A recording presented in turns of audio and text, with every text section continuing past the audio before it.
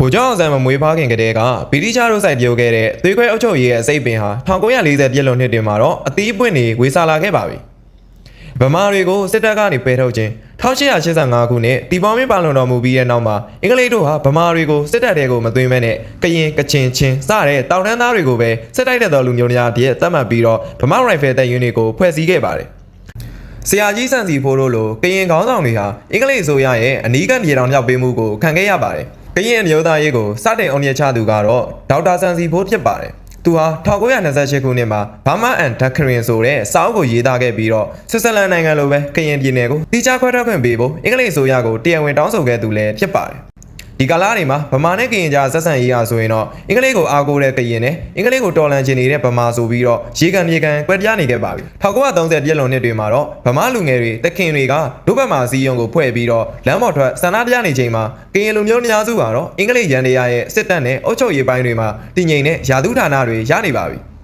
ဗိုလ်ချုပ်အောင်ဆန်းပေါ်လာပြီးတော့ဂျပန်နဲ့ပူးပေါင်းက BIA စစ်တပ်ကိုထူထောင်တဲ့အခါမှာကရင်တွေရဲ့စိတ်ထဲမှာတော့ဒါဟာအင်္ဂလိပ်ကိုတိုက်တာတွေမကပဲသူတို့ရဲ့လူမှုအစစ်တမ်းနဲ့လုံခြုံမှုကိုဗမာတွေကလက်နက်အားကိုနဲ့လာရောက်ဖျက်ဆီးတာလို့ယူဆခဲ့ကြပါတယ်။ကနဦးစားကလေးကအောင်ဆန်းရဲ့တပ်တွေဟာကရင်တွေအတွက်လွတ်လပ်ရေးတပ်မဟုတ်ဘဲနဲ့တပုံတက်ရန်သူတပ်ပဲဖြစ်ခဲ့ပါတယ်။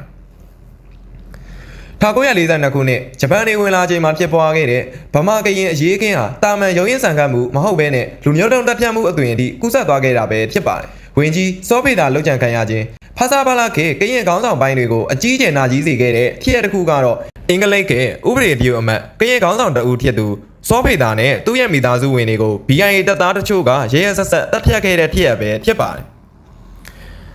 ပြီးတော့ ARD တိုင်းမြောင်းမြဝါကယ်မှာအိမ်မဲစတဲ့ဒေသတွေမှာ BIA စစ်ဝတ်ဆောင်ဝတ်ထားတဲ့ဗမာလူငယ်တချို့ဟာအင်္ဂလိပ်တချို့ရှာဖွေရေးဆိုတဲ့ခေါင်းစဉ်အောက်မှာကရင်ကြေးရွာပေါင်းများစွာကိုမီးရှို့ပြီးတော့အမျိုးသမီးတွေကိုစောင့်ကြည့်ရစရာလုပ်ရက်တွေကျူးလွန်ခဲ့ပါတယ်ဒေသခံကရင်တွေကလည်းပြန်လည်လက်တော့ပြန်တဲ့အတွက်ဗမာရာတွေကိုပြရှာခဲ့ပါတယ်ဒီကိစ္စကိုဗိုလ်ချုပ်အောင်ဆန်းကတည်တည်ချင်းမှာပဲမြောင်းမြအထိကျင်းလာပြီးတော့အဓိကတရားခံဖြစ်တဲ့ BIA အရာရှိဗိုလ်ထိုးခင်ကိုတေတံပေးကွပ်မျက်ခဲ့ပါတယ်ဒါပေမဲ့ကရင်တွေရဲ့ရှင်ထဲမှာတော့တမိုင်းကပေးတဲ့တန်ရာကုစားလို့မရတော့ပါဘူး။နာကျင်မှုစိတ်ပေတာအရာတာသမီဇနီးမယားအသက်ခံလိုက်ရတဲ့ကရင်လူတို့အဖို့တော့ဒါဟာအောင်ဆန်းရဲ့စစ်တပ်ကလှုပ်တာဆိုတဲ့အချက်ကကြောက်စတိုင်လိုပဲဆွဲထင်သွားခဲ့ပါတယ်။ဗိုလ်ချုပ်အောင်ဆန်းဟာသူ့ဘလောက်ပဲတရားမျှတအောင်လှုပ်ပြ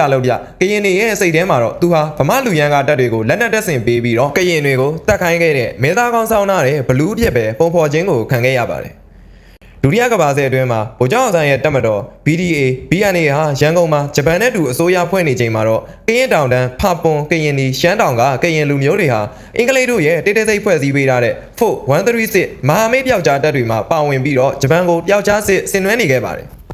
1945မတ်လ29ရက်နေ့မှာတော့ဗိုလ်ချုပ်အောင်ဆန်းကဖက်စစ်တော်လှန်ရေးစတင်ပြီးတော့ဂျပန်ကိုလက်တော့ပြန်တိုက်တဲ့အခါကရင်ပျောက်ကြားတပ်တွေနဲ့ကရင်တောင်တန်းမှာစုံကြပါတယ်ဗိုလ်ချုပ်ကအတိတ်ကအမားတွေကိုမေ့ပြီးတော့ဖက်စစ်ကိုအတူတိုက်ဖို့လက်ကမ်းခဲ့ပေမဲ့ကရင်တွေဘက်ကတော့မနေ့ကအထိငါတို့ကိုဂျပန်နဲ့ပေါင်းပြီးတက်ခဲ့တဲ့ဗမာတွေကဒီနေ့ဂျပန်ရှုံးတော့မှငါတို့ဘက်ကူးလာတာဟာအချောင်သမားလုပ်ရက်လို့ရှုမြင်ပြီးတော့ဆက်ဆုပ်ယွန်ရှာခဲ့ကြပါတယ်1948ခုနှစ်ဖေဖော်ဝါရီလ9ရက်နေ့မှာတော့စောဘဦးကြီးကကရင်အမျိုးသားအစည်းအရုံး KNU ကိုတည်ထောင်ခဲ့ပါတယ်1946ခုနှစ်ဩဂုတ်လမှာစောဘဦးကြီးနဲ့စစ်စစ်နေလူနီတို့ကလန်ဒန်ကိုသွားပြီးတော့ကရင်ပြည်နယ်ကိုတီးခြားခွဲထွက်ခွင့်တောင်းပေမဲ့အင်္ဂလိပ်ဝင်ကြီးချုပ်အက်တက်လီကဗိုလ်ချုပ်အောင်ဆန်းကိုသာမျက်နှာသာပေးခဲ့ပါတယ်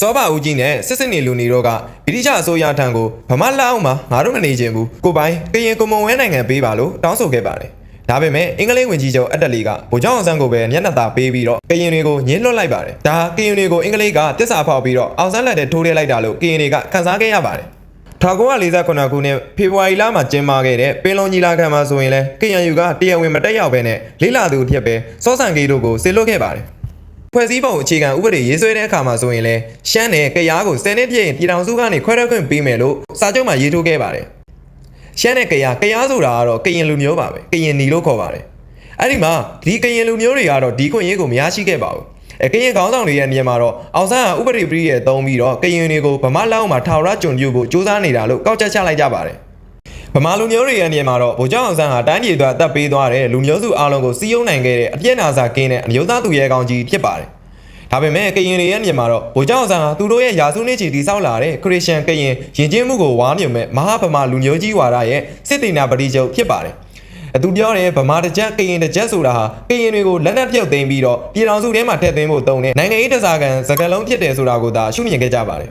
1948ခုနှစ်လွတ်လပ်ရေးရပြီးတဲ့အခါမှာဆိုရင်လည်းဗိုလ်ချုပ်အောင်ဆန်းတည်သွားပါပြီ။ဒါပေမဲ့ဝန်ကြီးချုပ်ဦးနုဟာယုံကြည်မှုတည်ဆောက်တဲ့အနေနဲ့ကရင်လူမျိုးဗိုလ်ချုပ်ကြီးစမစ်ထွန်းကိုကာကွယ်ရေးဦးစီးချုပ်အဖြစ်ခန့်အပ်ခဲ့ပါတယ်။ဒါပေမဲ့အောက်ခြေမှာတော့မယုံကြည်မှုတွေကပေါက်ကွဲပြိုရင်းနေပါပြီ။စောဘဦးကြီးနဲ့မန်ဖာဆန်တို့ဟာကရင်အမျိုးသားကာကွယ်ရေးတပ် KNDO ကိုဖွဲ့စည်းပြီးတော့လက်နက်တွေကိုတိတိစိတ်စုဆောင်းနေခဲ့ပါတယ်။ဦးနုနဲ့ခွေတကွန်းနေဝင်းတို့ကလည်း KNDO နဲ့ကွန်မြူနစ်တွေကိုတံပြန်မှုဆိုပြီးတော့ဗမာလူမျိုးများစုပါဝင်တဲ့စစ်ဝင်ထမ်းတပ်တွေကိုအပြိုင်ဖွဲ့စည်းခဲ့ပါတယ်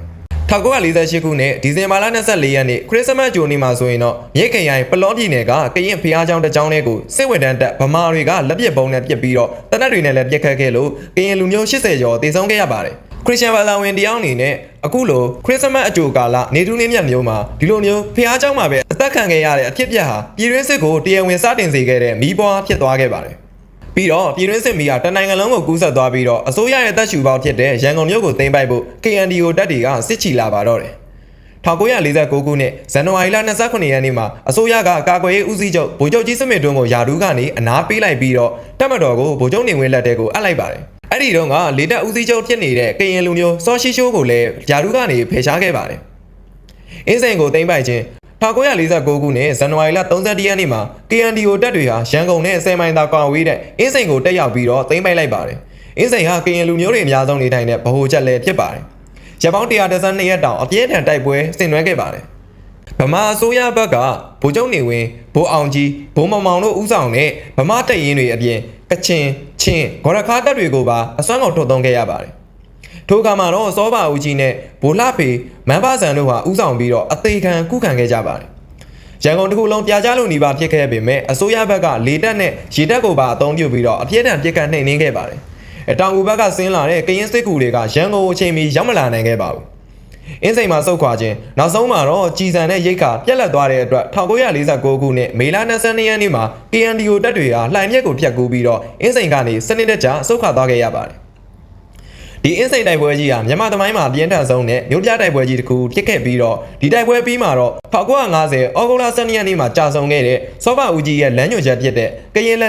က်ထဲမှာပဲရှိရမယ်။ကရင်ပြည်နယ်ကိုအသိအမှတ်ပြုရမယ်ဆိုတဲ့မူဝါဒနဲ့အတူကရင်ဗမာပြည်တွင်းစစ်ကြီးဟာဆယ်စုနှစ်ပေါင်း80ကျော်တိုင်အောင်တောတောင်တွေထဲမှာဆက်လက်တောက်လောင်ခဲ့ရတာပဲဖြစ်ပါတယ်။တမိုင်းကပေးတဲ့သင်ခန်းစာဘလို့သင်ခန်းစာမျိုးကိုရရှိပါသလဲ။မိတ်ဆွေတို့သိတဲ့အရာတွေဆိုရင်လည်းကွန်မန့်မှာဝင်ရောက်ထပ်မံဖြည့်ဆွတ်ပြီးတော့ရေးသားသွားနိုင်ပါတယ်ကျွန်တော်ကသေချာရည်ရမှုမရှိတဲ့အကြောင်းတွေကိုကြော်ပြီးတော့ထည့်သွင်းထားခြင်းမရှိပါဘူး